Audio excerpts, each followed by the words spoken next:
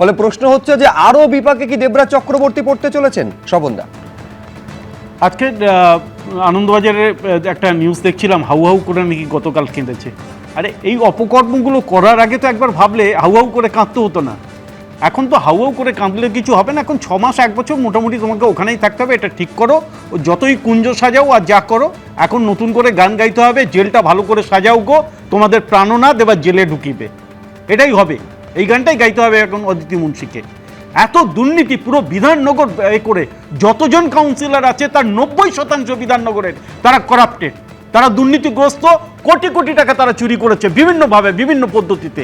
আজকে যদি স্ক্যানারে আনা যায় এদের প্রত্যেককে জেলে ঢোকানোর দরকার আছে। ও বিধানসভার চেয়ারম্যান থেকে বিধানসভার যিনি মেয়র ছিলেন প্রত্যেককে ঢোকানোর দরকার আছে।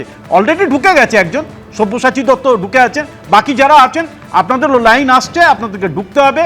সিট গঠন হয়েছে, আরো সামনে দেখুন, আগে আগে দেখো হতা হয় কতজন জেলে যায় তার জন্য ব্যবস্থা একেবারে নিঃসন্দেহে তদন্ত কোন দিকে যায় সেদিকে নজর থাকবে।